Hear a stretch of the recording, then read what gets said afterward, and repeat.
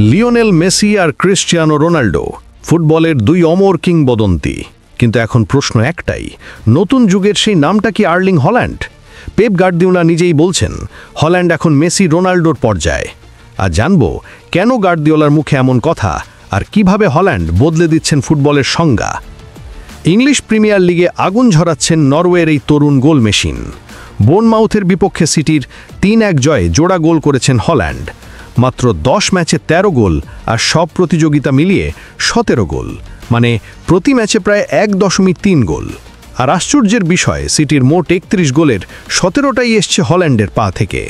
দলের ভরসা, প্রতিপক্ষের দুঃস্বপ্ন, এক কথায় গোল মেশিন। ২০২২ সালে ম্যানচেস্টার সিটিতে যোগ দেওয়ার পর থেকে রেকর্ড যেন ওর নিত্যসঙ্গী। মাত্র ১০৭ ম্যাচে ৯৮ গোল, দ্রুততম ১০০ গোলের রেকর্ড ভাঙার দোরগোড়ায়। সব প্রতিযোগিতা মিলিয়ে সিটিতে এখন পর্যন্ত ১৫৯ ম্যাচে ১৪১ গোল। এই ধারাবাহিকতা দেখে গার্দিওলা নিজেই বলছেন হল্যান্ড পার্থক্য গড়ে দিয়েছে, যেমন মেসি রোনাল্ডো করত। একজন কোচের মুখে এর চেয়ে বড় প্রশংসা আর কি হতে পারে? গার্দিওলার চোখে মেসি রোনাল্ডো মানে শুধু গোল নয়, বরং বছরের পর বছর ধরে একই মান ধরে রাখার ক্ষমতা। তিনি বলেন মেসি রোনাল্ডো ১৫ বছর ধরে টপ লেভেলে ছিল। এখনও দেখুন, মেসি MLS-এ, রোনাল্ডো সৌদিতে নিয়মিত গোল করছে, আর হল্যান্ডও সেই মানে আছে।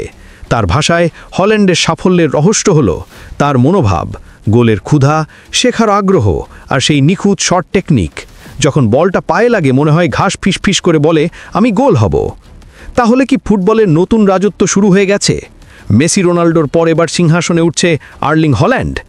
আপনার মতামত কি? হল্যান্ড কি সত্যিই গোটদের পর্যায়ে? কমেন্টে জানান আপনার মতামত। আর এমন আরও দারুণ ফুটবল বিশ্লেষণ পেতে চ্যানেলটি সাবস্ক্রাইব করুন, লাইক দিন আর বেল আইকনটা অন রাখতে ভুলবেন না।